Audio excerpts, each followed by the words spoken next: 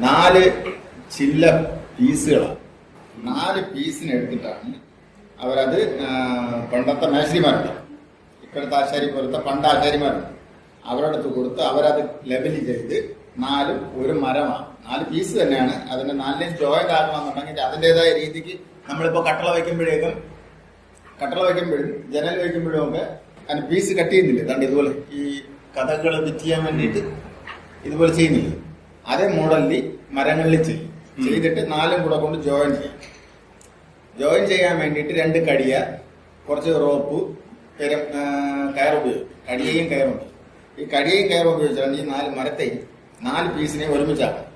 എന്നിട്ട് പണിക്ക് പോയിട്ട് തിരിച്ചു വന്ന് ഇത് 4ഉം കൂടെ അഴിച്ചെടുത്താണ് മുകളിൽ കൂടെ. തലമരം കുറച്ച് ഒതുങ്ങിയും കടമരം കുറച്ച് വീതിയിലിരിക്കും. മലയാളത്തിൽ പറയുമ്പോഴേക്കും അമരവും അണിയവും. അമരം എന്ന് പറഞ്ഞാല് കടമരമാണ്, അണിയം എന്ന് പറയുന്നത് തലമരം.